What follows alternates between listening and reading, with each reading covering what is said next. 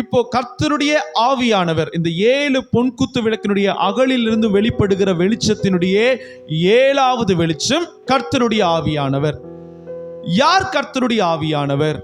முதலாவது, நாம் எல்லோருக்கும் தெரியும், ஒரு மனுஷனுக்குள்ள கர்த்தருடைய பிரசன்னம், கர்த்தருடைய அபிஷேகம் இருக்கும் என்று சொன்னால் அவனை எப்படி அடையாளம் காண முடியும்? ஒரு மனுஷன் கர்த்தருடைய அபிஷேகத்தை பெற்றிருக்கிறார், ஒரு ஊழியக்காரர், ஒரு ஊழியக்காரி கர்த்தருடைய அபிஷேகத்தை பெற்றிருக்கிறார் என்று சொன்னால் அவர்களை பார்க்கும் பொழுதே நம்மால் அடையாளம் கொள்ள முடியுமா, கொள்ள முடியாதா? வெளிப்பிரகாரமாய் ஒரு மனிதன் பார்க்கிறான் என்று சொன்னால் இந்த பிரதருக்கு, இந்த சிஸ்டருக்கு கர்த்தருடைய பரிசுத்த ஆவியானவர் தன்னுடைய அபிஷேகத்தை அளவில்லாமல் ஊற்றி இருக்கிறாருன்னா அவங்க எதை பார்த்து அடையாளம் கொள்ளுவாங்க? முதல்ல அவங்க பேசுகிற அந்நிய பாஷை, 2வது அவர்களுடைய கிரியைகள். தீர்க்க தரிசனம் சொன்னாங்கன்னா இவங்க அபிஷேகம் பெற்ற பிள்ளை. அந்த அந்நிய பாஷையை வியாக்கானம் பண்ணுகிறதான கிருபைகளை பெற்றிருக்கிறாங்கன்னா அவங்க ஆண்டவருடைய பிரசன்னத்தை, அபிஷேகத்தை பெற்றிருக்கிறாங்க. பிசாசுகளை துரத்துக்கிறாங்கன்னா என்ன அர்த்தம்? ஆமாவா இல்லையா? அப்போ உலக பிரகாரமாய் ஒரு கிறிஸ்துவன் இன்னொரு கிறிஸ்துவனை அவன் அபிஷேகம் பெற்றிருக்கானா இல்லையான்னு எப்படி அடையாளம் கண்டு கொள்ளுவான் என்று சொன்னால், இந்த கிரியைகள் அவனுக்குள்ள இருந்து வெளிப்படும் பொழுது ஓகே, இந்த மனுஷனுக்குள்ள பரிசுத்த ஆவியானவர் தம்முடைய அபிஷேகத்தை ஊற்றி இருக்கிறார் அப்படின்னு அடையாளம் பண்ணி கொள்ளுவாங்க. ஆனால் வேதம் சொல்லுகிறது இந்த அடையாளங்கள் எல்லாம் உண்மைதான். ஒரு அபிஷேகத்தினாலே நிறைந்திருக்கிறதான பாத்திரம் அந்நிய பாஷைகளை பேசுவார்கள், பிசாசுகளை துரத்துவார்கள், கட்டுகளை உடைப்பார்கள், தீர்க்க தரிசனம் உரைப்பார்கள், இயற்கைக்கு அப்பாற்பட்ட காரியங்கள், மரித்தவர்களை உயிரோடு எழுப்புகிற காரியம், இதெல்லாம் கர்த்தருடைய அபிஷேகம் பெற்றதான ஒரு மனிதனால தான் பண்ண முடியும். ராமன் சொல்லுங்க பார்க்கலாம். இது மாத்திரம் அல்ல, கர்த்தருடைய ஆவியானவருடைய அபிஷேகத்தை பெற்றிருக்கிறதான ஒரு மனிதன் இப்பொழுது வாசிக்கப்பட போகிறதான வசனத்தில் உள்ள கிரியைகளை அவன் தன்னிடத்து வெளிப்படுத்துவான். ஆதாரம் எடுத்து வாசிக்கலாம். ஏசாயா 61வது அதிகாரம் 1வது வசனத்தை ஒருவர் வாசிக்க கேட்கலாம். கர்த்தராகிய தேவனுடைய ஆவியானவர் சொல்லுங்க என் மேல் இருக்கிறார். எல்லோரும் சொல்லுங்க பார்க்கலாம். கர்த்தராகிய தேவனுடைய ஆவியானவர் என் மேல் இருக்கிறார். உங்களுடைய தலைக்கு மேல கைகளை வைத்துக் கொள்ளுங்க பார்க்கலாம். சொல்லுங்க, இந்த வசனத்தை அறிக்கையிடுங்க. கர்த்தராகிய தேவனுடைய ஆவியானவர் என் மேல் இருக்கிறார். இன்னொரு முறை அறிக்கை சொல்ல கேட்கலாம். என் மேல் இருக்கிறார். ஹல்லேலூயா, ஆமென். பழைய ஏற்பாட்டின் காலத்திலே அவர் நமக்கு மேல் இருப்பார். இந்த புதிய ஏற்பாட்டின் காலத்திலே அவர், எல்லாரும் சொல்லுங்க, நமக்குள்ள இருப்பார். இப்போ சவுல், அவருக்குள்ளே ஏதாவது ஆண்டவர் கிரியை செய்ய வேண்டும் என்று சொன்னால் கர்த்தருடைய ஆவியானவர் இறங்கி அப்படின்னு வசனம் சொல்லும். நம்ம சிம்சோன், கர்த்தருடைய ஆவியானவர் இறங்கி அப்படின்னு வசனம் சொல்லும். எப்தா, அவனுக்கு மேல் கர்த்தருடைய ஆவி இறங்கி அப்படின்னு வசனம் சொல்லுகிறது. அப்போ பழைய ஏற்பாட்டின் காலத்திலே ஒரு மனிதனை ஆண்டவர் பயன்படுத்த வேண்டும் என்று சொன்னால் அந்த மனிதனுக்கு பெலனை அவர் இறங்கி அவர் கொடுப்பார். ஹல்லேலூயா. அவன் முன்பாக கர்த்தருடைய பிரசன்னம் இறங்குகிறதற்கு முன்பாக அவன் ரொம்ப பலவீனமான பாத்திரமாக இருக்கலாம். ஆனால் கர்த்தருடைய ஆவியானவர் அவன் மேல் இறங்கி என்று சொல்லுகிறதான பழைய ஏற்பாட்டின் சத்தியத்தில் ஆண்டவருடைய பிரசன்னம் இறங்கிட்ட உடனேயே அவன் மலையையே பெயர்க்கிறதக்கதான ஒரு வல்லமையை தனக்குள்ளிருந்து வெளிப்படுத்த அவன் பழகி கொள்ளுவான். ராமன் சொல்லுங்க பார்க்கலாம். அவர் வந்து போயிருவார் பழைய ஏற்பாட்டின் காலத்தில். ஆனா அந்த புதிய ஏற்பாட்டின் கிருபையின் காலத்துல, கடைசி காலத்துல அவர் வந்தார்னா அவர் தங்கி இருப்பார். பக்கத்துல கைகளை பிடிச்சு சொல்லுங்க, பரிசுத்த ஆவியானவர் உங்களுக்குள் தங்கி இருப்பார். அல்லேலூயா. சரி, அந்த வசனத்தை மறுபடியும் வாசிக்க கேட்கலாம். என் மேல் இருக்கிறார். ஆமென், ஸ்தோத்திரம். முதலாவது, கர்த்தருடைய ஆவியானவர் நம்ம மேல இருந்தார்னா நம்ம பண்ற காரியம், அடையாளம் என்ன தெரியுமா? தீர்க்க தரிசனம், இந்த மாதிரி காரியங்கள்லாம் இருக்கு, அதெல்லாம் உண்மைதான். ஆனால் அவனுடைய நடைமுறை வாழ்க்கையில அவன் முதலாவது சிறுமைப்பட்டவனுக்கு சுவிசேஷத்தை பிரசங்கிப்பான். ஒரு ஆமேன் சொல்லுங்க. ஆமேன். 2வது, இருதயம் நொறுங்குண்டவர்களை காயம் கட்டுதலையும் சிறைப்பட்டவர்களுக்கு விடுதலையையும் கட்டுண்டவர்களுக்கு கட்டவிழ்த்தலையும் கூறவும். அப்போ பரிசுத்த ஆவியானவர் ஒரு மனுஷனுக்கு மேல் இருக்கிறார் என்று சொன்னால் இந்த 4 குணாதிசயங்களை கொண்டு நாம் அடையாளம் கொள்ள முடியும். நம்ம நினைக்கிறோம் அந்நிய பாஷை பேசுறவங்க தான் பரிசுத்த ஆவியில நிரப்பப்படுறவங்க. உண்மைதான். தீர்க்க தரிசனம் உரைக்கிறவர்கள் தான் பரிசுத்த ஆவியினாலே நிரப்பப்படுகிறவர்கள். உண்மைதான். இது எல்லாவற்றையும் காட்டிலும் இப்போ வாசிக்கப்பட்டதான வசனத்தில் இருக்கிறதான 4 பண்புகள். முதலாவது, ஒரு மனுஷன் ஆண்டவருடைய அபிஷேகத்தை அனாயிண்டிங்கை பெற்றிருக்கிறான்னா அவன் என்ன செய்வான்னா சுவிசேஷத்தை பிரசங்கிப்பான். ஹல்லேலூயா. சுவிசேஷத்தை பிரசங்கிக்கிறதுக்கு என்ன செய்ய மாட்டான்? கூச்சப்பட மாட்டான், வெட்கப்பட மாட்டான். ஏன்னா அது நம்மேல் விழுந்த தலையாய கடமையா இருக்கிறது அப்படின்னு ஆண்டவர் சொல்லி இருக்கிறார். அப்போ சுவிசேஷத்தை அறிவிக்கிறதுல நம்ம என்ன செய்யக்கூடாது? வெட்கப்படக்கூடாது. இரண்டாவது, இருதயம் நொறுங்குண்டவர்களுக்கு காயம் கட்டுகிறது. Counselling ministry. Counselling ministry. இன்னைக்கு பரிசுத்த ஆவியானவர் உங்களுக்குள்ள இருக்கிறாருன்னா நீங்க எப்படி தெரியுமா உறுதிப்பாடுகளை எடுத்துக்கொள்ளலாம்? யாராவது ஒருத்தங்க உங்களிடத்துல ஒரு பிரச்சனைன்னு வந்து உட்கார்ந்து சொல்றாங்கன்னா 2 மணி நேரம் ஆனாலும் அந்த நபருக்கு நீங்க உட்கார்ந்து ஆவிக்குரிய ரீதியிலே அவர்களுக்கு நல்ல ஆலோசனைகளை கொடுப்பீர்கள். ஆவிக்குரிய ரீதியிலே. ஒரு ஆமென் சொல்லுங்க பார்க்கலாம். உலக பிரகாரமான ஆலோசனை எத்தனை வேணா கொடுத்துடலாம். ஆனா ஏதாவது சூழ்நிலையோடு கூட பிரச்சனை, பலவீனம், இந்த மாதிரி ஒரு போராட்டத்தோடு வந்திருக்கிறாங்கன்னா அவர்களுக்கு ஆவிக்குரிய ரீதியிலே ஆலோசனைகளை கொடுக்கிறதான ஒரு நபர் நீங்கள் அப்படி கொடுக்கிறீங்கன்னா நீங்க கன்ஃபார்ம் பண்ணிக்கொள்ளலாம், உங்கள் மேல் பரிசுத்த ஆவியானவர் இருக்கிறார். கரங்களை தட்டி கர்த்தருக்கு நன்றி செலுத்துங்க பார்க்கலாம். ஹல்லேலூயா. ஆமென். முதலாவது என்ன இருக்கணும்? Very good. என்ன இருக்கணும்? இல்லம்மா, அபிஷேகம் நிறைந்த ஒரு பிள்ளை எப்படி என்ன பண்ணுமா? சுவிசேஷத்தை அறிவிப்பான். சிறுமைப்பட்டவர்களுக்கு சுவிசேஷத்தை அறிவிப்பான். இரண்டாவது, இருதயம் நொறுங்குண்டவர்களுக்கு காயம் கட்டுவார். மூணாவது, சிறைப்பட்டவர்களுக்கு விடுதலையை கொடுப்பார். விடுதலை கொடுப்பார். அதை கடந்த வாரத்தில் நம்ம பார்த்தோம். எப்படி சிறைப்பட்டு போனவர்களுக்கு விடுதலை கொடுக்க முடியும்? எல்லாம் கரங்களை தட்டுங்க. கல்பனா சிஸ்டருக்கு சூப்பரா சொன்னாங்க. ஹல்லேலூயா. சிறுமைப்பட்டவர்களுக்கு மன்னிக்கணும், சிறைப்பட்டவர்களுக்கு எப்படி விடுதலை கிடைக்கும்னா அதற்கு ஆதாரமாய் நம்ம பார்த்த வசனம் என்ன? பேதுரு சிறைச்சாலையில இருந்தார், சபையார் ஊக்கமாய் ஜெபித்தார்கள். ஒரு ஆமென் சொல்ல கேட்கலாம். ஒரு ஆமென் சொல்ல கேட்கலாம். அப்போ யாராவது ஒருத்தங்க சிறைப்பட்டு இருக்கிறாங்கன்னா சபை ஊக்கமாய் ஜெபிக்க வேண்டும். அப்படி ஜெபிக்கும் பொழுது என்ன நடக்கும்? அந்த சிறைச்சாலையினுடைய கதவுகள் திறக்கப்படும். பக்கத்துல கைகளை பிடிச்சு சொல்லுங்க, ஊக்கமான ஜெபம் சிறைச்சாலை கதவுகளை திறக்கும். அல்லேலூயா. சரி, வெரி குட். இப்ப கடைசியாக ஒரு காரியம், கட்டுண்டவர்களுக்கு கட்டவிழ்த்துதலை கூறவும். கட்டுண்டவர்களுக்கு கட்டவிழ்த்துதலை கூறவும். சரி, இது என்ன? கட்டுண்டவர்களுக்கு கட்டவிழ்த்துதலை கூறவும். இப்போ ஒரு மனுஷன் பரிசுத்த ஆவியானுடைய அபிஷேகத்தை பெற்றிருக்கிறான் என்று சொன்னால் அவன் கட்டுண்டவர்களுக்கு கட்டவிழ்த்துதலை கூற அவன் பிரயாசப்படுவான். அவர்களுடைய கட்டுகள் உடைக்கப்படத்தக்கதான ஜெபங்களை அவன் ஏறெடுப்பான். ஒரு ஆமீன் சொல்லுங்க பார்க்கலாம். உங்களுக்கு நான் ஒரு சம்பவத்தை சொல்ல வேண்டும் என்று பிரயாசப்படுகிறேன். ஒரு ஊழியக்காரர் சொன்னதான ஒரு சம்பவம். ஒரு கேரளால ஆலப்புழா, அம்பலப்புழா அப்படின்னு 2 கிராமம் இருக்கான். சொல்லுங்க பார்க்கலாம். அம்பலப்புழா 2 கிராமம்.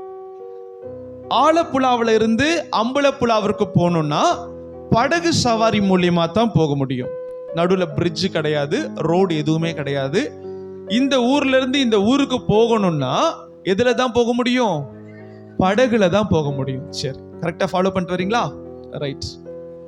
ஒரு 2 நண்பர்கள் அவர்கள் ராத்திரியிலே கர்த்தரை அறியாத பிறஜாதி மார்க்கத்தார், அவர்கள் வேலையெல்லாம் முடிச்சிட்டு மதுபானத்தை குடித்துட்டு நல்லா ட்ரிங்க்ஸ் பண்ணிட்டு அவங்க ஒரு படகுல ஏறி உட்கார்றாங்க. எங்க இருந்து எங்க போறதுக்கு? ஆலப்புழாவில இருந்து அம்பலப்புழாவுக்கு போறதுக்கு ஒரு படகுல ஏறி உட்கார்றாங்க. 2 பேரும் அவங்களுடைய நிதானத்துல இல்லை, அவங்களுடைய சுய நினைவு இழக்கிற ஒரு சூழ்நிலை அளவிற்கு அந்த காரியத்தை அவர்கள் செய்திருக்கிறாங்க. அந்த படகுல எப்படியோ கஷ்டப்பட்டு ஏறி கீழே 2 தடவை 3 தடவை விழுந்து ட்ரெஸ் எல்லாம் நனைஞ்சு படகுல எப்படியோ ஏறி உட்காந்துட்டாங்க. ஒரு ஆமென் சொல்ல கேட்கலாம். ஏறி உட்காந்துட்டாங்க. உட்கார்ந்ததற்கு பிற்பாடு அந்த துடுப்புன்னு சொல்லுவாங்க பாத்தீங்களா, அந்த துடுப்பை வேகமா போடுறாங்க. அவங்களுடைய முழு பலத்தை சேகரித்து சம்பாதித்து அவர்கள் துடுப்பு போடுறாங்க. என்ன போடுறாங்க? துடுப்பு போடுறாங்க. அவங்களும் போட்டுக்கிட்டே இருக்காங்க. அந்த அக்கறை வந்தது போல தெரியல. ஒரு நபர் சொல்றார், இன்னும் ஒரு 5 நிமிஷத்துல நம்ம அக்கறைக்கு போயிடலாம், வேகமா தண்டு வலிக்கணும் அப்படின்னு இன்னொரு நண்பர்கிட்ட சொல்றாங்க. அந்த நபர் என்ன பண்றார், இன்னும் வேகமா அவர் வலிக்கிறார். வலிச்சு சோர்ந்து போய் அவர் படுத்துட்டார். உடனே அவர் சொல்ல ஆரம்பிக்கிறார், எனக்கு டயர்ட் ஆயிடுச்சு, நீ என்ன பண்ணு, நீ துடுப்பு போடு, நான் சொல்றேன் அப்படின்னு சொல்லிட்டு அவர் துடுப்பு போறார். இவர் அதே போல இன்னும் 5 நிமிஷம் மாத்திரம் நீ இந்த துடுப்பு வலிச்சேன்னா என்ன பண்ணிடலாம், போயிடலாம் சொல்லிட்டு 2 பேரும் மாத்தி அவர்களை ஏமாற்றிக் கொள்ளுகிறாங்க. சொல்றாங்க, எல்லா வலுவும் சம்பாதிக்கப்பட்ட எல்லா பலனும் இழந்து போய் வேர்த்து விறுவிறுத்து அவர்கள் அந்த படகுலயே அப்படியே படுத்துட்டாங்க. ஒரு ஆமென், ஹல்லேலூயா. கடைசியில பொழுது விடிஞ்சது. காலையில 4-5 மணி ஆச்சு. நைட் 9 மணிக்கு ஆரம்பிச்ச ஒரு சூழ்நிலை. 4-5 மணி ஆயிடுச்சு. அக்கறைக்கு வந்தாச்சுன்னு பார்த்தா எந்த இடத்துலயே தான் இருக்காங்க, ஆலப்புழாவிலேயே தான் இருக்கிறாங்க. ஒரு ஆமென் சொல்லுங்க பார்க்கலாம். எங்க போய் சேரணும் அவங்க, ஆனா எங்க தான் இருக்கிறாங்க. என்னடான்னு திரும்பி பார்த்தா அவங்களுடைய படகு ஒரு கட்டப்பட்டிருந்த ஒரு சூழ்நிலை. ஒரு ஆமென் சொல்லுங்க பார்க்கலாம். இன்றைக்கு படகு கட்டப்பட்டிருந்துச்சுன்னா போய் சேர வேண்டிய இடத்திற்கு நம்ம எவ்வளவுதான் பிரயாசப்பட்டாலும் என்ன பண்ண முடியாது, போக முடியாது. இன்னைக்கு கர்த்தருடைய பிள்ளைகள், நீங்கள் அறிந்து கொள்ளணும், நாம் கட்டப்பட்டிருக்கிறோம் என்று சொன்னால், பிசாசினால் கட்டப்பட்டிருக்கிறோம் என்று சொன்னால், எவ்வளவாய் பிரயாசப்பட்டாலும் போய் சேர வேண்டிய இடத்துல நம்மளால என்ன செய்ய முடியாது. பிசாசு எந்தெந்த இடத்துல தெரியுமா கட்டுகளை போடுவான்? நம்முடைய பொருளாதாரத்திலே கட்டுகளை போடுவான், நம்முடைய ஆவிக்குரிய வாழ்க்கையிலே கட்டுகளை போடுவான், நம்முடைய சரீரத்திலே கட்டுகளை போடுவான். நிறைய பேரு எத்தனையோ லட்சங்கள் செலவு செய்து ஒவ்வொரு பலவீனத்தை அந்த ட்ரீட்மெண்ட் செய்து எனக்கு இந்த ட்ரீட்மெண்ட் பண்ண எனக்கு சுகம் வந்துடும் சொல்லிட்டு ஹாஸ்பிட்டலா அலைஞ்சு தண்டுகளை மாம்சமாய் வலித்து பிரயாசப்பட்டு எல்லா பணமும் இழந்து அவர்கள் நிற்கதியாய் நிற்கிறதான ஒரு சூழ்நிலை. ஒரு ஆமேன். எனக்கு தெரிந்ததான ஒரு சகோதரி எங்களை ஜெபிப்பதற்காக அழைத்திருந்தாங்க திருவொற்றியூர் பகுதியில். அவர்களுக்கு என்னன்னா, தலையில ஒரு பிரச்சனை. நல்ல இருந்த ஒரு மகள், குழந்தை பிறந்துட்டதான அந்த வேளையில, அந்த ஆப்ரேஷன் பண்ணதான அந்த ஒரு சூழ்நிலையில அவங்களுக்கு மூளையில ஒரு பலவீனம் ஏற்பட்டுருச்சு. ஒரு பிளட் கிளாட், ஒரு ரத்தம் அப்படியே இதுவான சூழ்நிலை. அதுல என்ன ஆயிட்டாங்கன்னா, கை கால் செயலிழந்துருச்சு. பிள்ளைய தூக்கி பால் கொடுப்பதற்கு கூட அந்த சகோதரிக்கு தன்னுடைய சரீரத்தில் பலன் இல்லை. எல்லா பலனும் இழந்து போயிட்டு, உடனே ஒரு குறிப்பிட்ட ஒரு பிரைவேட் ஹாஸ்பிட்டல்ல வைத்து, சொன்னா பயந்துருவீங்க, 25 லட்சம் ரூபாய் செலவு பண்ணாங்க. எத்தனை லட்சம்? அவங்க பெரிய பணக்காரர் இல்லை. அவங்க வீட்டை நான் கண்ணால பார்த்தேன். அவங்க வீடு வாடகை வீடு. என்ன வீடு? வாடகை வீடு.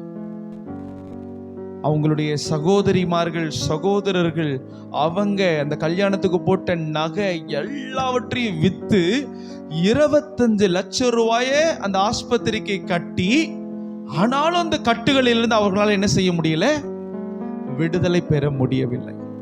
கடைசி ஆண்டவரிடத்துல வந்தாங்க. ஆமென். அப்போ ஜெபிக்கும் பொழுது ஆண்டவர் வெளிப்படுத்தினார், இவர்கள் கட்டுகளோடு இருக்கிறார்கள். அந்த கட்டுகளிலிருந்து அவங்க விடுதலை ஆயிட்டாங்கன்னா அவங்க சரியாயிருவாங்க, நல்லா ஆயிருவாங்கன்னு ஆவியானவர் சொன்னார். உடனே போய் ஜெபித்து அந்த மகளுக்கு கர்த்தர் அந்த நாளிலே ஓரளவுக்கு ஒரு விடுதலையை கொடுத்தார்.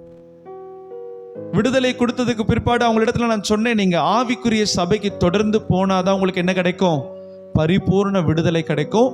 நீங்க திருவொற்றியூர்ல இருந்து வடபழனி வர்றதுக்கு சாத்தியம் இல்லை. எனக்கு தெரிந்த ஒரு சபை திருவொற்றியூர்ல இருக்கு, நீங்க அந்த சபைக்கு போங்கன்னு சொல்லி அவர்களை என்ன செய்து விட்டாச்சு. இப்போ அந்த நான் அனுப்பிவிட்டதான அந்த பாஸ்டர் அம்மா கிட்ட கேட்கிறேன், அவங்க நல்லா நடக்கிறாங்கன்னு சொல்றாங்க. ஹல்லேலூயா. அப்ப 25 லட்சம் பண்ணாததை இனி இயேசு பண்ணுவார். கரங்களை தட்டி கர்த்தருக்கு நன்றி செலுத்துங்க பார்க்கலாம். ஹல்லேலூயா. அப்போ ஆண்டவருடைய பிள்ளைகள் நாம் தெரிந்து கொள்ளணும், என் வாழ்க்கையில நான் எத்தனையோ பிரயாசங்களை ஏறெடுத்து நான் தோல்வி அடைஞ்சுக்கிட்டே இருக்கிறேனே, என் தோல்விக்கு என்ன காரணம்? நான் எதனால் இந்த காரியத்துல ஒரு படி எடுத்து வைக்கிறேன், 3 படி எனக்கு சறுக்கல் ஏற்படுகிறது. என்னுடைய வேலை ஸ்தானத்தில் நான் பதவி உயர்வுகளை பெற்றுக்கொள்வதற்கு ஒரு படி எடுத்து வைக்கிறேன், 3 படி நான் சறுக்கி கொண்டிருக்கிறேன். என் சரீரத்தில் பலன் உண்டாகிறதற்கு நான் எத்தனையோ ட்ரீட்மெண்ட் பண்றேன், ஆனாலும் என்னுடைய பலவீனங்கள் இன்னும் அதிகமாய் கொண்டிருக்கிறது. அப்ப என்ன அர்த்தம்? கட்டுண்டவர்களாய் இருக்கிறார்கள் என்று அர்த்தம். ஆமென் சொல்லுங்க பார்க்கலாம். அப்ப அந்த கட்டுண்டவர்களுக்கு விடுதலையை கூறுகிற ஒருவனுக்கு மேல தான் பரிசுத்த ஆவியானவர் இருக்கிறார். ஹல்லேலூயா. இன்றைக்கு 2 விதமான கட்டுண்ட மக்கள் இருக்கிறாங்க. எத்தனை விதம்? முதலாவது விதத்தை நான் சொல்லுகிறேன், சபைக்குள்ளே கட்டுண்டவர்களாய் இருக்கிறார்கள். எங்க இருக்கிறாங்க? நல்ல சத்தமாய் சொல்லுங்க பார்க்கலாம். இரண்டாவது, சபைக்கு புறம்பே, அதாவது ரட்சிக்கப்பட்ட பிள்ளைகள், ரட்சிக்கப்படாத பிள்ளைகள் 2 பேரும் கட்டுண்டவர்களாய் இருக்கிறாங்க. எல்லாரையும் நான் சொல்லல, சபைக்குள்ள இருக்கிற ஒரு சிலர் கட்டுண்டவர்களாய் இருக்கிறார்கள், சபைக்கு வெளியே இருக்கிற அநேக மக்கள் கட்டுண்டவர்களாய் இருக்கிறார்கள். நான் சொல்றது புரியுதா உங்களுக்கு? புரியுதா இல்லையாம்மா? ஒரு ஆமீன் சொல்லுங்க பார்க்கலாம். ஹல்லேலூயா, ஆமீன். அப்போ அந்த கட்டுண்டவர்களுக்கு எப்படி விடுதலை கொடுக்க முடியும்? எப்படி அவர்கள் விடுதலை பெற்றுக்கொள்ள முடியும்? அவர்கள் விடுதலையை பெற்றுக்கொண்ட மாத்திரம் தானே அந்த அவருடைய வாழ்க்கையில ஒரு முன்னேற்றத்தினுடைய பாதைக்கு நேராக அவர்கள் போக முடியும். இன்னைக்கு எத்தனை பேருக்கு உண்மையை சொல்லுங்க, ஆசை, என் வாழ்க்கை அடுத்த லெவலுக்கு போகணும், ஆசையா இருக்கீங்களா? ஆண்டவருடைய நன்மைகளை பெற்றுக்கொள்ளணும்னு ஆசையா இருக்கிறீங்களா? இன்னைக்கு சாட்சி நேரத்துல நானும் சாட்சி சொல்லணும்னு எத்தனை பேர் ஆசைப்பட்டீங்க? ஆசைப்பட்டீங்களா? ஆசைப்பட்டவங்க மாத்திரம் ஒரு ஆமீன் சொல்லுங்க பார்க்கலாம். ஆனா நமக்குள்ள ஒரு எண்ணம், என் ஆண்டவர் இந்த காரியத்தில் எனக்கு நன்மை செய்தார் என்று சொன்னால் நானும் என்ன பண்ணுவேன்? சாட்சி சொல்லுவேன். யாரும் கைகளை தூக்க வேண்டாம். கடந்த 1 மாத காலங்களாக, இல்ல ஒரு 6 மாத காலங்களாக நான் சபையில சாட்சியே சொல்லல அப்படின்னு யாராவது ஒருத்தங்க நீங்க இருந்தீங்கன்னா, நீங்கள் கட்டுண்டவர்களாய் இருக்க கூடும். ஒரு ஆமென் சொல்லுங்க பார்க்கலாம். நீங்க இருக்கிறீங்க நான் சொல்ல மாட்டேன், இருக்க. பக்கத்துல கைகளை பிடிச்சு சொல்லுங்க, கர்த்தர் உங்களை விடுதலையாக்குகிற ஆண்டவர். ஹல்லேலூயா. சந்தோஷமா இருக்கிறீங்களா? இன்னைக்கு இப்ப சொல்ல போறதான செய்தி, பரிசுத்த ஆவியானவர் நமக்கு கற்பித்து தரப்போகிறதான செய்தி, கட்டுகளில் இருந்து நம்ம விடுதலையாக்கப்பட போகிறது. நான் சொன்ன 2 விதமான மக்கள். முதலாவது யார்? சபைக்குள்ள இருக்கிறவர்கள். 2வது சபைக்கு புறம்பே இருக்கிறவர்கள். அப்ப சபைக்குள்ள இருக்கிற ஒரு பிள்ளைக்கு இருக்கிற கட்டுகள் எப்படி விடுதலையாக்கப்பட முடியும்? எடுத்து வாசிக்கலாம். லூக்கா எழுதினதான சுவிசேஷத்தின் புஸ்தகம் 13வது அதிகாரம் 16வது வசனத்தை ஒருவர் வாசிக்க நாம் யாவரும் கேட்கலாம். இதோ சாத்தான் 18 வருஷமாய் கட்டியிருந்த ஆபிரகாமின் குமாரத்தியாகிய இவளை ஓய்வு நாளில் இந்த கட்டிலிருந்து அவிழ்த்து விட வேண்டியது இல்லையா என்றார். அல்லேலூயா, ஆமென். கர்த்தராகிய இயேசு அவர் இப்படியாய் சொல்லுகிறார், இதோ சாத்தான் 18 வருஷமாய் கட்டியிருந்த ஆபிரகாமின் குமாரத்தியாகிய இவளை இந்த கட்டுகளில் இருந்து அவிழ்த்து விட வேண்டியது இல்லையா? இன்னைக்கு கர்த்தருடைய பிள்ளைகள், ஆண்டவருடைய விருப்பம் என்ன தெரியுமா? இயேசு ஒரு சபைக்கு வரார்.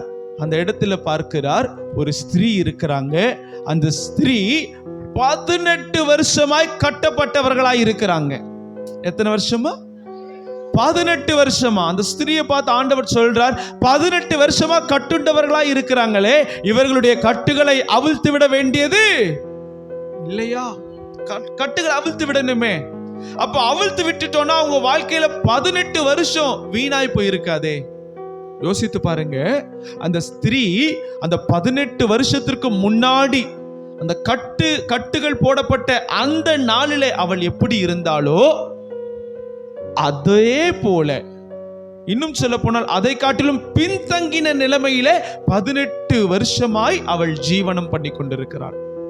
அல்லேலூயா. இன்னைக்கு நம்மளுடைய வாழ்க்கையிலையும் நம்ம ரட்சிக்கப்பட்ட நேரத்தில் எப்படி இருந்தோமோ அதே போல இப்போ நம்ம இருக்கிறோம். ஒரு ஆவிக்குரிய உயர்வோ, ஒரு உலக பிரகாரமான உயர்வோ, சரீரத்தில் பலவீனங்கள் மாறுகிற ஒரு காரியமோ நம்ம இடத்துல இல்லைன்னா நாமும் இந்த ஆபிரகாமின் குமாரத்தியை போல கட்டுண்டவர்களாய் இருக்கணும்னு அர்த்தம். இந்த 18 வருஷமாய் கட்டுண்டவளாய் இருந்த அந்த மகளை 18 வருஷம் முன்னாடி ஒருத்தங்க கட்ட அவிழ்த்து விட்டுட்டு இருந்தாங்கன்னா எப்படி இருந்திருக்கும்? 18 வருஷத்துல அந்த மகள் தன்னுடைய பெலத்தினாலே ஆண்டவருடைய துணையோடு கூட சம்பாதித்து ஒரு பெரிய ஒரு வாழ்க்கை ஆசீர்வாதமாய் வாழ்ந்திருக்க கூடும். ஆமாவா இல்லையா? ஒரு ஆமீன் சொல்லுங்க பார்க்கலாம். ஆமீன்.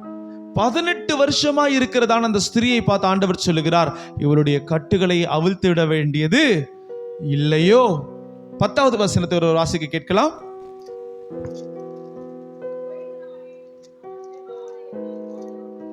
ஒரு ஓய்வு நாளில் அவர் ஜெப ஆலயத்தில் போதகம் பண்ணி கொண்டிருந்தார்.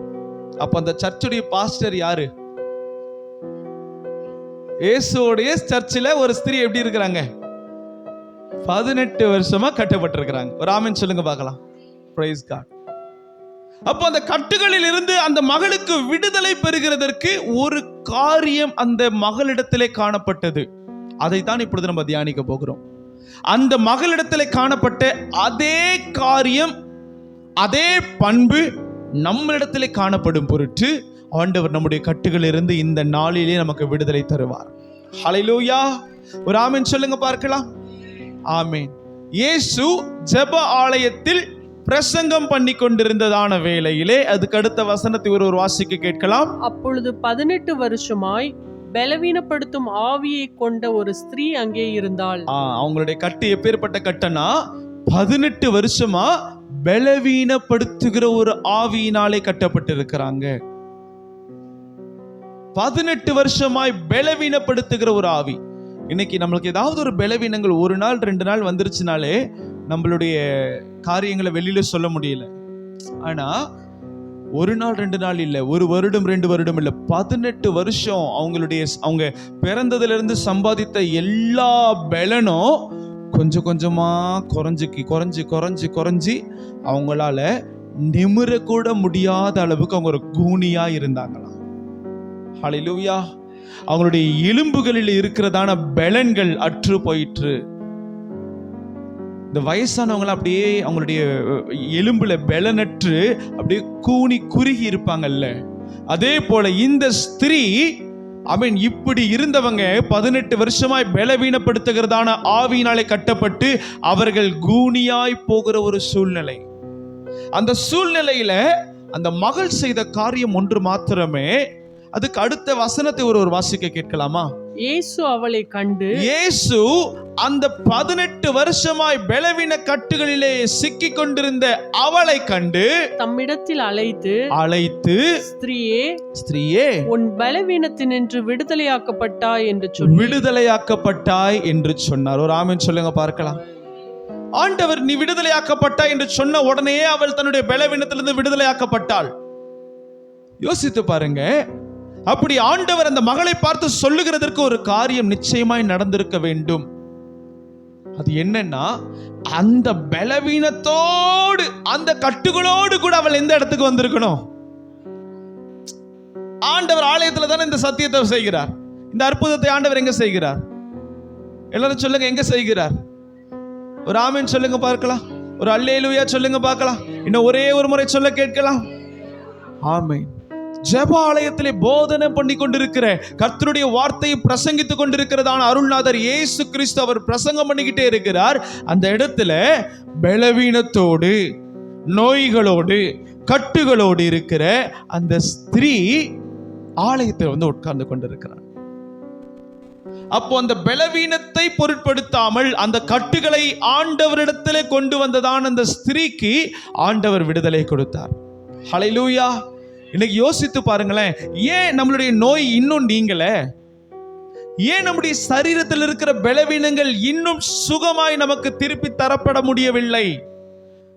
என்னென்ன இடத்துல நமக்கு பலவீனங்கள், நெகட்டிவான காரியங்கள் வாழ்க்கையில நடந்துகிட்டு இருக்கு, அதை ஏன் என்னால ஒரு பாசிட்டிவான காரியமாய் மாற்றி பெற்றுக்கொள்ள முடியவில்லை? ஏன்னா ஒவ்வொரு நாளும் நம்மை நாம் நிதானித்து பார்க்கணும். ஓய்வு நாளிலே இயேசு பிரசங்கம் பண்ணி கொண்டிருந்தார். நல்ல சத்தமா இருக்கிறவங்க மாத்திரம் சொல்லுங்க. ஓய்வு நாளிலே இயேசு பிரசங்கம் பண்ணி கொண்டிருந்தார். அப்ப பிரசங்கம் பண்ணி கொண்டு இருக்கிறதான அந்த நேரத்துல அந்த ஸ்திரீ என்ன பண்ணா? அந்த பலவீனத்தோடு கூட ஆலயத்துல உட்கார்கிறான். இன்னைக்கு நிறைய கர்த்தருடைய பிள்ளைகள், சிஸ்டர் நீங்க ஏன் சர்ச்சுக்கு வரல? பாஸ்டர் ஒரே வயிற்று வலி பாஸ்டர். சிஸ்டர் நீங்க ஏன் சர்ச்சுக்கு வரல? பாஸ்டர் தலைவலி பாஸ்டர். சிஸ்டர் நீங்க ஏன் சர்ச்சுக்கு வரல? பாஸ்டர் என்ன வலி? அட சொல்லுங்க. அதெல்லாம் சொல்லாதவங்க மாதிரியே உட்கார்ந்து இருக்கிறீங்க பாத்தீங்களா? அதான் எனக்கு விசித்திரம்.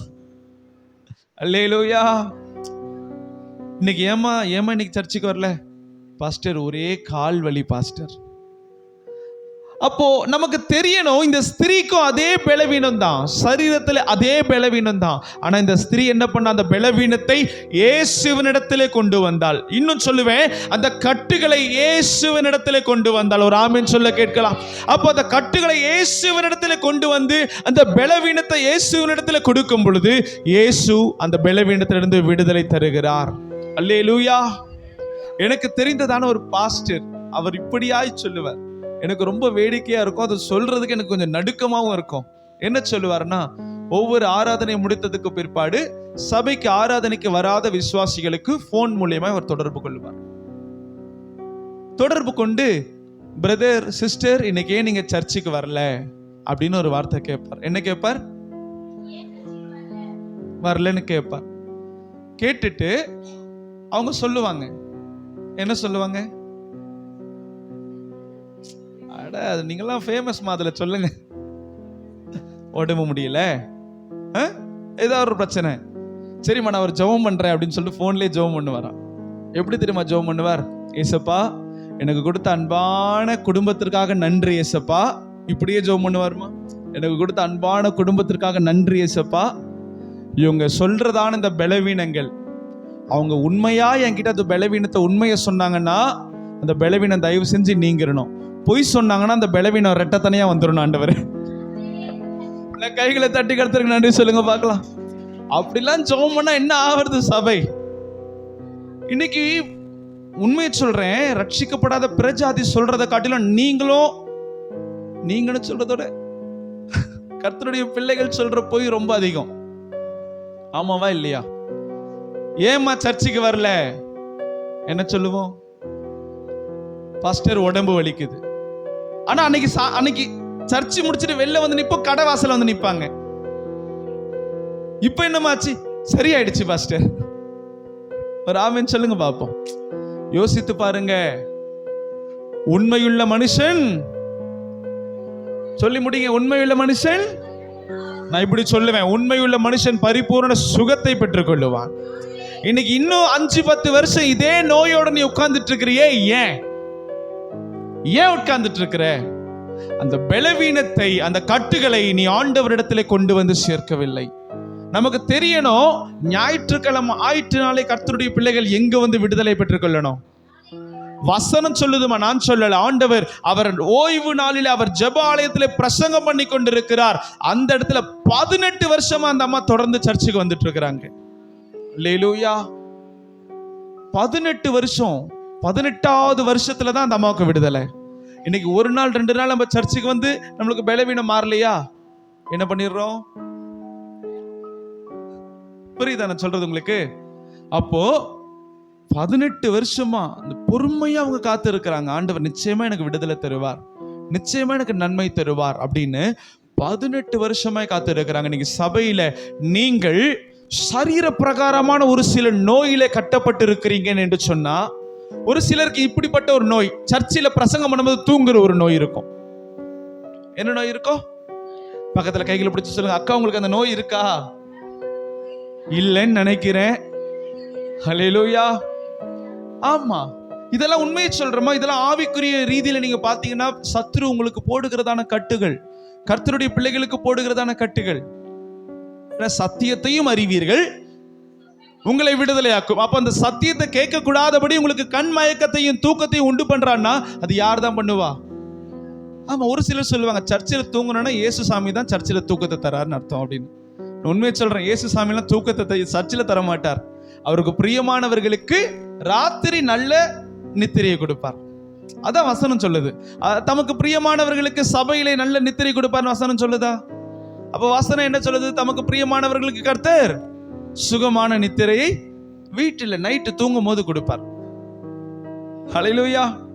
அப்ப முதலாவது நீங்கள் உங்களை சோதித்து பாருங்க. தயவாய் கேட்கிறேன், ஏதாவது ஒரு காரியத்துல 2-3 வருஷத்துக்கு மேல ஒரு நோயில நீங்க இருக்கிறீங்களா? இது பிசாசினால் உண்டாக்கப்படுகிறதான ஒரு கட்டு மாத்திரமே. ஹல்லேலூயா. அப்ப அந்த நோயிலிருந்து உங்களுக்கு விடுதலையை யார் தான் தரணும்? அப்போ அந்த நோயை எங்க தான் கொண்டு வரணும்? ஆலயத்திற்கு கொண்டு வரணும். ஒரு முறை ஒரு சகோதரி என்னிடத்துல கேட்டாங்க, அவங்களுக்கு தெரிந்த ஒரு ஸ்திரீ, அவங்க நடக்க முடியல, கொஞ்சம் வீட்டுக்கு ஜெபம் பண்ணுங்க அப்படின்னு கேட்டாங்க. நான் உங்களிடத்துல சரிம்மா வரேன்னு சொல்றதுக்குள்ள பரிசுத்த ஆவியானவர் சொன்னார், நீ வரேன்னு சொல்லாத, அவங்கள ஆலயத்திற்கு கொண்டு வர சொல்லு. ஹல்லேலூயா. இது நடந்தது உண்மை. எனக்கு யாராவது ஃபோன் பண்ணா உடனே நான் என்ன பண்ணிடுவேன், சரி நான் வரேன்னு சொல்லிட்டு கிளம்பிடுவேன். ஆனா அந்த நேரத்தில் ஆண்டவர் என்னுடைய உதடுகளுக்கு காவல் காத்ததுனால அவர் இப்படியாய் சொல்ல சொன்னார், சபைக்கு கொண்டு வாங்கம்மா, நான் ஜெபம் பண்றேன், ஆண்டவர் விடுதலை தருவார். இல்லை இப்போ அவங்களால நடக்க முடியாதான் பாஸ்டர் அப்படின்னு அந்த சிஸ்டர் சொன்னாங்க. சரிம்மா ஒன்றும் பிரச்சனை இல்லை, ஒரு அரை மணி நேரம் 1 மணி நேரம் ரெஸ்ட் எடுத்துட்டு சாயந்தரம் 6 மணிக்கு கொண்டு வாங்க. சாயந்தரம் 6 மணிக்கு ஃபேமிலியா நாங்களாம் பீச்சுக்கு போறோம் பாஸ்டர். யாரு இப்படி நடக்கிற அம்மா சாயந்தரம் 6 மணிக்கு எங்க போறாங்களா? அப்போ பீச்சுக்கு போறதுக்கு சுகம் இருக்கு, உனக்கு கால் இருந்தா என்ன காலு? அல்லேலூயா. ஒரு ஆமென் சொல்லுங்களேன். அப்புறம் ஆண்டவருடைய பிள்ளைகள் நீங்க நல்லா தெரிஞ்சு கொள்ளணுமா, ஜெப ஆலயத்துல தான் நமக்கு நன்மைகளை கர்த்தர். பக்கத்துல கைகளை பிடிச்சு சொல்லுங்க, உங்களுடைய கட்டுகளை அறுக்கின்றதான இடம் ஜெப ஆலயம். ஹல்லேலூயா.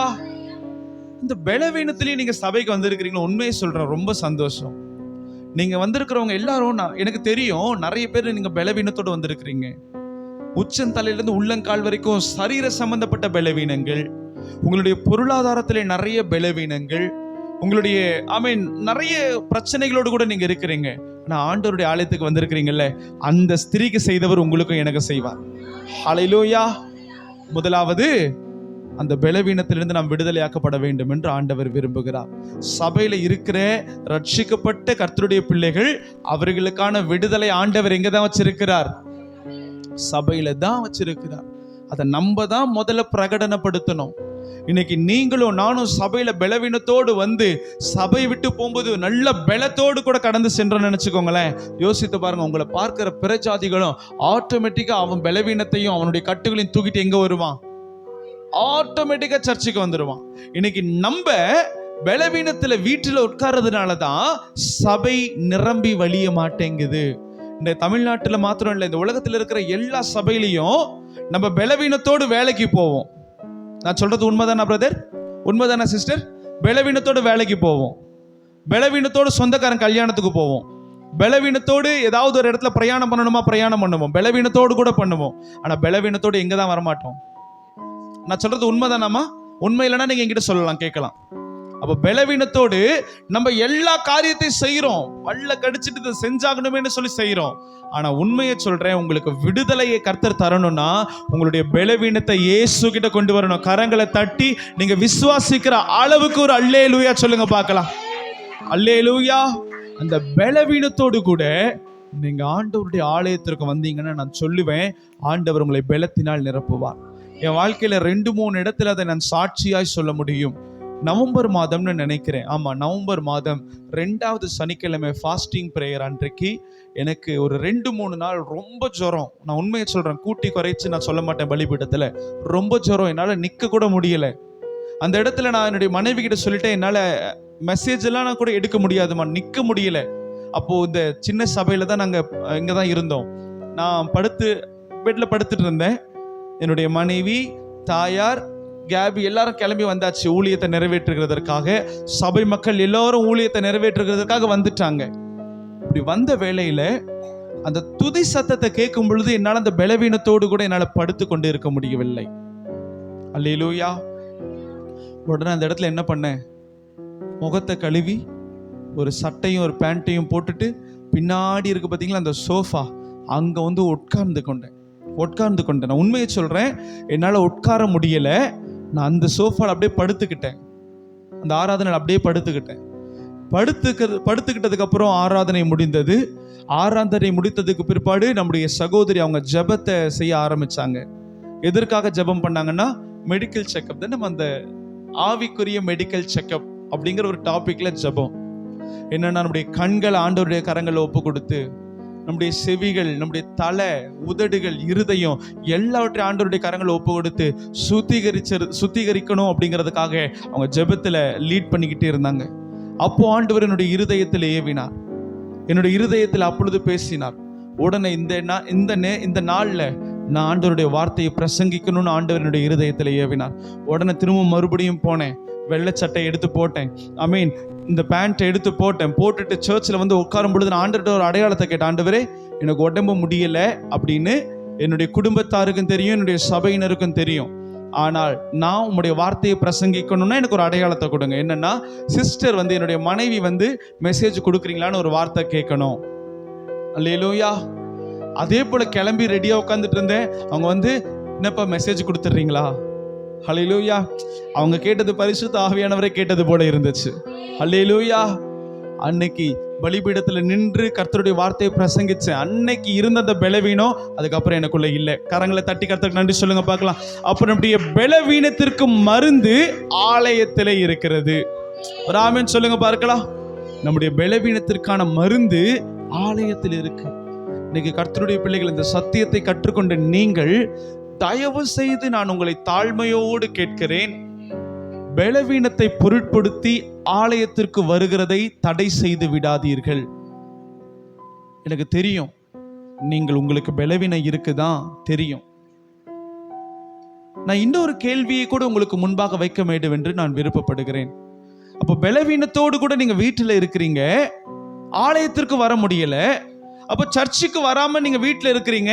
அப்போ அந்த பலவீனத்துல இருந்து கம்ப்ளீட்டா நீங்க விடுதலை ஆயிட்டீங்களா? இல்ல. அப்ப என்ன அர்த்தம்? சோதித்து பார்க்கணும், யோசித்து பார்க்கணும் ஆண்டவருடைய பிள்ளைகள். என்ன அர்த்தம்? பிசாசு நீ ஆலயத்திற்கு போய் நீ விடுதலையை பெற்றுக்கொள்ள கூடாது அப்படின்னு கட்டி வைக்கிற ஒரு சூழ்நிலை. முதலாவது, அபிஷேகம் பண்ணப்பட்டதான ஒரு பிள்ளை அவன் கட்டுகளை அவிழ்த்து உடைத்து போடுவான். இன்னைக்கு உங்களுக்கு மேல ஆண்டவருடைய அபிஷேகம் இருக்கு. நீங்க யோசிங்க. ஒவ்வொரு நாளும் நான் இப்பவும் சொல்லுவேன், நீங்க பாஸ்டர் எனக்காக ஜெபம் பண்ணுங்கன்னு சொல்றது ரொம்ப சந்தோஷம். நானும் என்னுடைய மனைவியும் நம்முடைய சபையினர் யாவரும் சேர்ந்து ஊக்கத்தோடு ஒவ்வொரு நாள் நம்முடைய சபையில் இருக்கிற பலவீனப்பட்டவர்களுக்காக நம்ம ஜெபிக்கிறோம். ரொம்ப நல்லது. ஆனால் ஆண்டவர் உங்களுக்கு அந்த அதிகாரத்தை கொடுத்திருக்கிறார். எத்தனை பேர் நீங்க சொல்ல முடியும், நான் ஜெபிச்சா ஆண்டவர் கட்டுகளை உடைப்பாருன்னு? நான் ஜெபிச்சா ஆண்டவர் பிசாசுகளை துரத்துவார்? எத்தனை பேர் சொல்ல முடியும்? சொல்லுங்க. நான் ஜெபிச்சா அற்புதம் நடக்கணும்னு சொல்லுங்க. நான் ஜெபிச்சா கர்த்தர் வானத்தை திறப்பார்னு சொல்லுங்க. நான் ஜெபித்தா கர்த்தர் அற்புதத்தை செய்வார்னு சொல்லுங்க. ஹல்லேலூயா. நீங்களே உங்களுடைய கட்டுகளை அவிழ்க்கலாம். முதலாவது, ஏதாவது ஒரு பலவீனம் உங்களுடைய சரீரத்துல இப்பொழுது கூட நீங்க அதை சோதித்து பார்க்கலாம்.